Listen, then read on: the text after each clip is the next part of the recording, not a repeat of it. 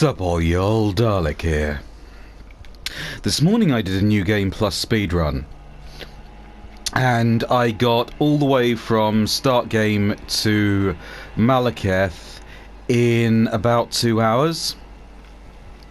The build I have here stomped everything flat, with the exception of the Flame Giant, who kept pancaking me with his big tea tray, and also the Wolf of Radagon, who I just got shitty RNG with.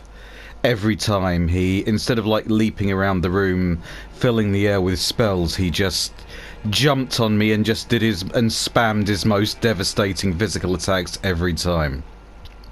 So anyway, yeah, Malekith stomped me flat, but you know, he's only the penultimate boss of the game, and after that I have to respec for raw damage anyway.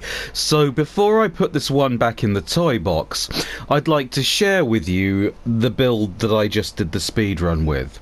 Now, we are dual-wielding Antspur Rapiers. Antspur Rapier does Scarlet Rot as native. I have Ash of Ward this one to do seppuku with poison as its element. Why seppuku? Because when you seppuku, it puts blood on your weapon as well. You can't see it on the status screen, but it is there. And the other one, we're doing Frost. So we are doing all 4 status ailments at a time for a start. Where this goes on is every time we've got Lord of Blood on, so every time the bleed pops off, we're going to get buffed. Every time Frostbite goes up, that pops off, the enemy is going to have their damage reduction reduced, so we're going to get buffed. We've got Kindred of Rot's Exaltation and the Mushroom Crown. So every time both Poison and Scarlet Rot pop off, we're gonna get buffed twice. We've got the Wingsword Insignia and Millicent's Prosthesis, plus the Thorny Tear in the Flask of Wondrous Physic. So if we keep hitting consecutively, we are gonna get buffed 3 times. So, all that said,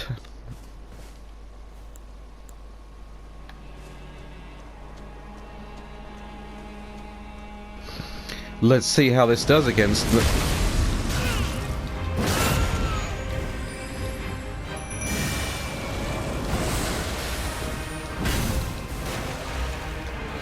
how this does against Loretta.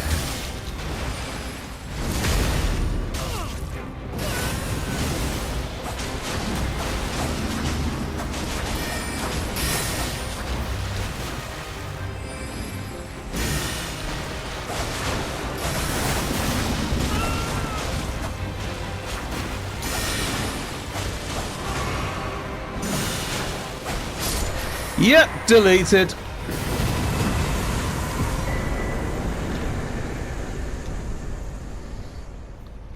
So yeah, that is the build that took me all the way through the game practically in 2 hours. It's not infallible. You know, if something's strong against status, then you're going to have to go a different route. But the flip side to it is this thing is just evil in PvP.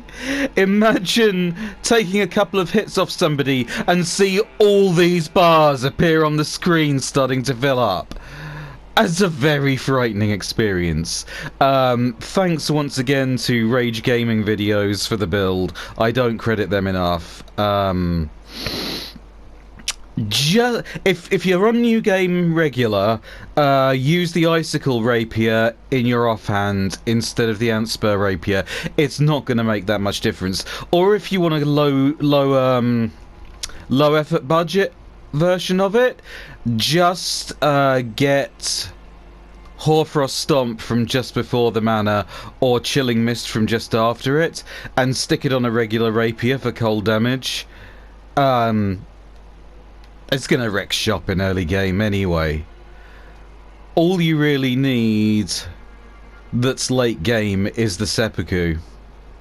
But yeah, you can mess around with this yourself. Dual rapiers, multiple status ailments.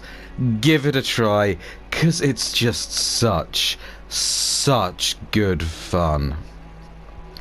And now I'm off to work on more of my bullshit. Goodbye, everyone.